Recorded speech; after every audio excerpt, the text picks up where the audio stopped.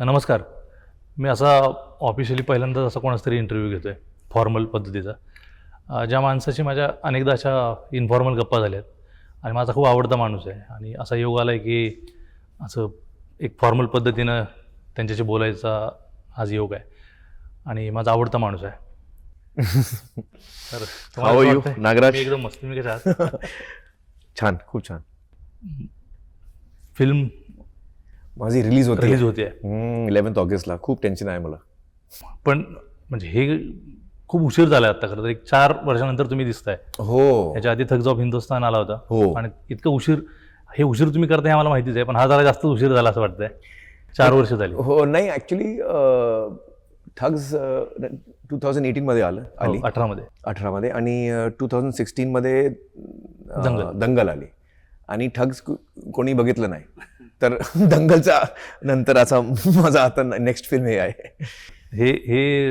हे पण युनिक गोष्ट आहे तुमची की तुम्ही स्वतः सांगता की हे फिल्म बघितलं नाही कोणी. हा कोणी बघितलं नाही पण पण ते पण बघणारे fact दर्शक नक्की असतील. कमी लोक. पण आमिर कमी लोक खानच्या फिल्म जशा आवडतात लोकांना, तर तुमचा दर्शक जो आहे तुम्हाला वाटतं चोखंदळ आहे आणि तुमच्याकडनं अपेक्षा असतात. म्हणजे माझ्यासहित सगळ्याला अपेक्षा असतात की आमिरच्या फिल्म भारीच असणार अशी गॅरंटी आहे. आणि डिरेक्टर असतात, रायटर असतात, प्रोडक्शन हाऊस असतात. पण मला वाटतं आमिर खानची फिल्म म्हटल्यावर एक चांगली फिल्म असणार आहे, काहीतरी मजा येणार आहे, काहीतरी सेन्सिबल काहीतरी गोष्ट असणार आहे अशी लोकांना अपेक्षा असते. तर 4 वर्षानंतर ॲक्च्युली कोविड पण झालं ना. कोविड झालं आणि आमचं शूटिंग उशीर झाला. मिडलमध्ये आम्ही थांबलं. लाल सिंह चड्ढा क्यों, मतलब इसके बाद, इतने समय के बाद?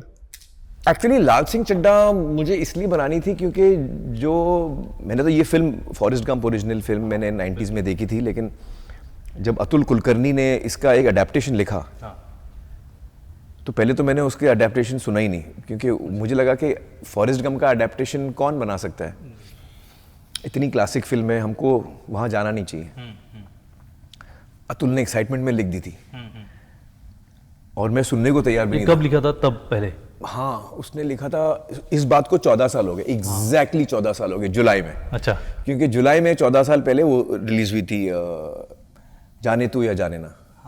और उसकी प्रीमियर के रात हम लोग घर पे आए थे प्रीमियर के बाद, अतुल और मैं, और यहाँ वहाँ की बातें चल रही थी कि कौन सी फिल्म पसंद है. तो मैंने फॉरेस्ट गंप बोला था.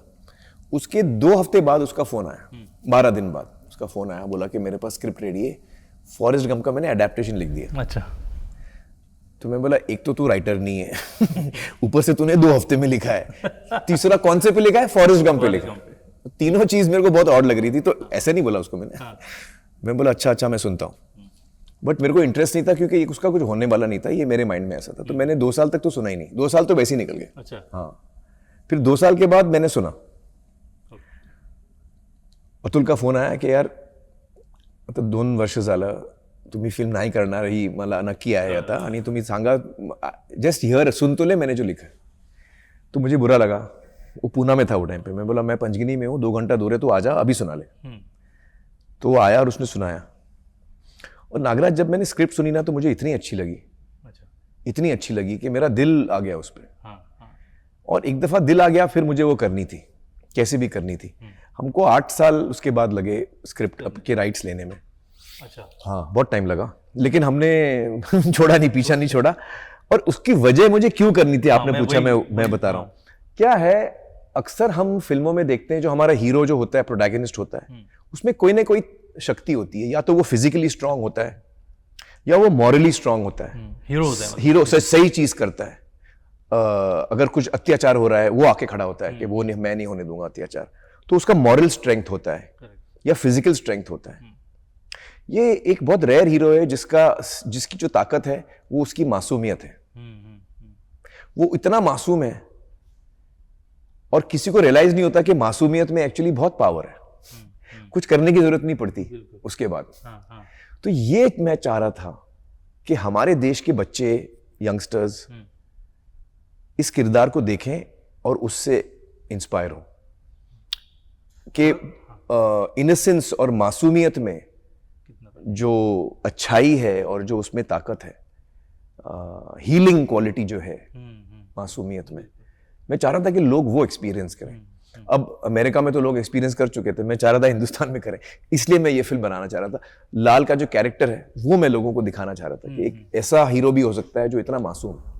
मतलब मैं जो सवाल पूछने वाला था उसका जवाब थोड़ा आपने दे ही दिया, क्योंकि बहुत पॉपुलर फिल्म है हाँ, बहुत पॉपुलर फिल्म है अमेरिका में। अमेरिका, और यहाँ भी शायद बहुत लोगों ने देखी है, यहाँ इतने लोगों ने नहीं देखी होगी। लेकिन नहीं देखी होगी हाँ। जितना हम सोचते हैं। अब लोगों को पता चल रहा है कि फॉरेस्ट गंप का अडेप्टेशन है, तो अब कुछ लोग शायद देखे हैं फॉरेस्ट गंप करेक्ट, हाँ आउट ऑफ क्यूरोसिटी, लेकिन बाय एंड लार्ज इंडिया में बहुत कम लोगों ने देखी होगी।